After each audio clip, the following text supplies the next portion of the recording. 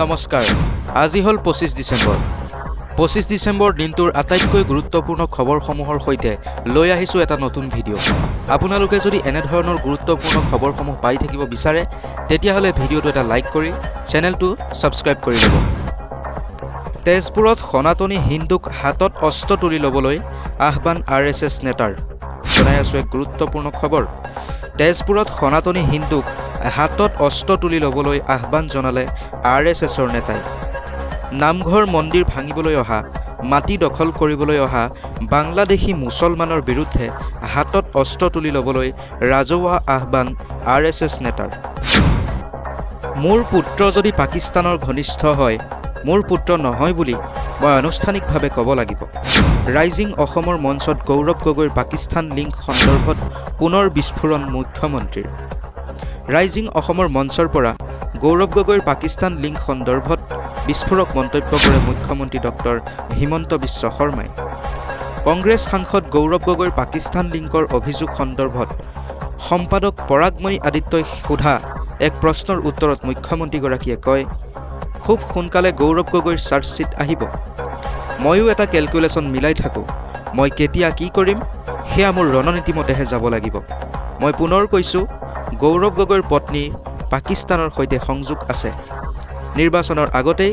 গৌৰৱ গগৈৰ বিৰুদ্ধে চাৰ্জশ্বিট দিম ফলো আপ একশ্যন নিৰ্বাচনৰ পাছত হ'ব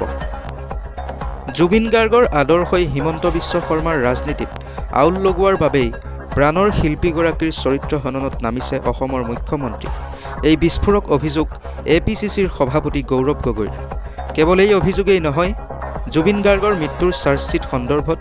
শনিবাৰে পুনৰ আন কেইবাটাও গুৰুতৰ অভিযোগ উত্থাপন কৰিলে এপিচিচিৰ সভাপতিগৰাকীয়ে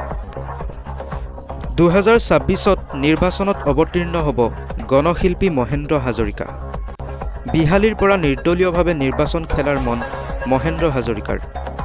ৰাষ্ট্ৰীয় দলৰ পৰাও মহেন্দ্ৰ হাজৰিকালৈ অফাৰ অহাৰ কথা প্ৰকাশ কৰিছে গণশিল্পী মহেন্দ্ৰ হাজৰিকাই বাংলাদেশত হিন্দু নিৰ্যাতন বিতৰ্কিত মন্তব্য কৰি গ্ৰেপ্তাৰ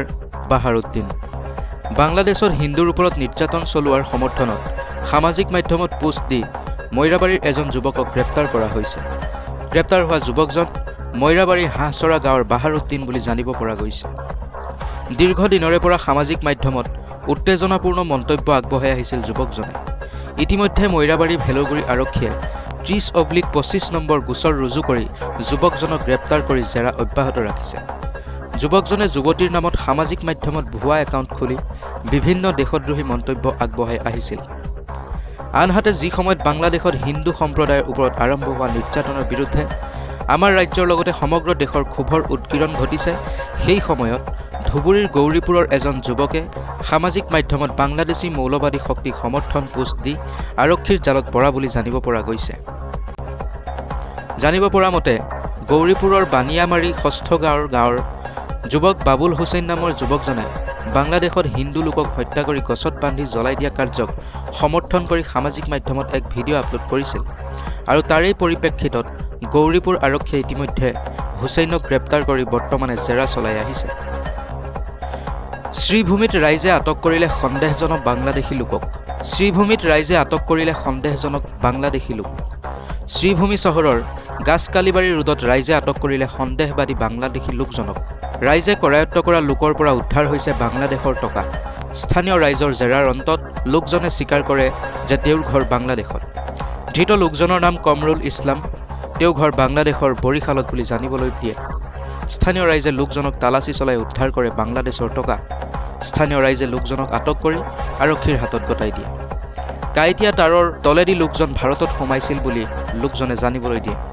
স্থানীয় ৰাইজে জনোৱা মতে চহৰ সংলগ্ন সৰিষা অঞ্চলেদি কাইটিয়া তাৰৰ বেৰ অতিক্ৰম কৰি ভাৰতত প্ৰৱেশ কৰিছিল এই সন্দৰ্ভত আৰক্ষীয়ে অনুসন্ধান অব্যাহত ৰাখিছে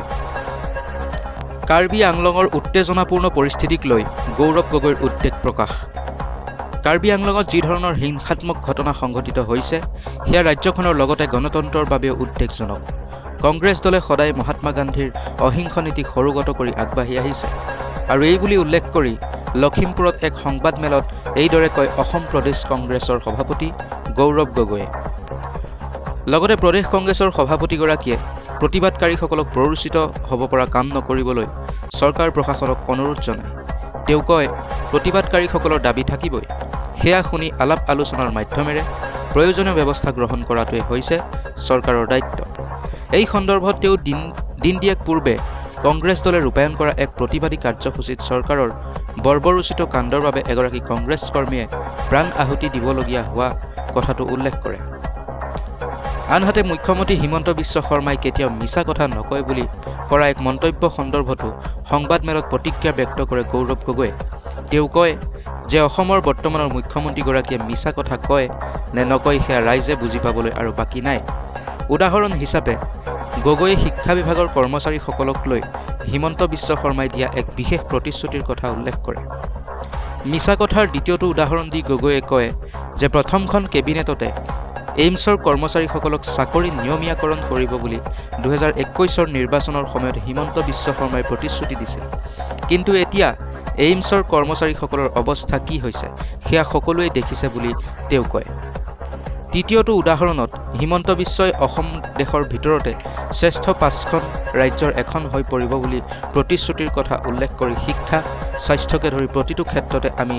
অসম আগশাৰীৰ 5খন ৰাজ্যৰ ভিতৰত অন্তৰ্ভুক্ত হ'লে নে নাই তাৰ উত্তৰ দিবলৈ গগৈয়ে চৰকাৰক দাবী জনায়। গগৈয়ে কয় যে আজি নীতি আয়োগৰ পৰিসংখ্যাত শিক্ষা স্বাস্থ্যত অসমে তলৰ ফালৰ পৰাহে প্ৰথম 5টা স্থানত আছে। চতুৰ্থ উদাহৰণত গগৈয়ে মিচিং ভাষাৰ শিক্ষক নিযুক্তি দিব বুলি প্ৰতিশ্ৰুতিৰ কথা সোঁৱৰাই দি কয় যে আজিৰ তাৰিখতো সেই ক্ষেত্ৰত নিযুক্তি শূন্য হৈ ৰ'ল। একেদৰে নিৰ্বাচনত কংগ্ৰেছ দলৰ পৰা সমষ্টিসমূহত কেনে নেতাই প্ৰাৰ্থিত্ব লাভ কৰিব সেই সম্পৰ্কে উল্লেখ কৰি কয় যে যুৱ নেতাসকলে প্ৰাধান্য পোৱাটো বহুতে বিচাৰিছে যদিও ৰাইজৰ পদূলিত ৰাইজৰ কংগ্ৰেছ অভিযানৰ অন্তত ৰাইজৰ পৰা লাভ কৰা দিহা পৰামৰ্শৰ ভিত্তিতে সমষ্টিসমূহত প্ৰাৰ্থিত্ব প্ৰদান কৰা হ'ব।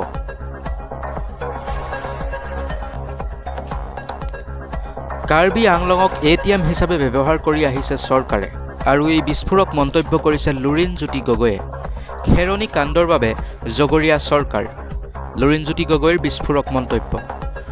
পশ্চিম কাৰ্বি আংলঙৰ খেৰণী বজাৰ অঞ্চলত সংঘটিত হোৱা দুৰ্ভাগ্যজনক আৰু হিংসাত্মক ঘটনাক লৈ প্ৰতিক্ৰিয়া প্ৰকাশ কৰিছে অসম জাতীয় পৰিষদৰ সভাপতি লুৰিণজ্যোতি গগৈয়ে।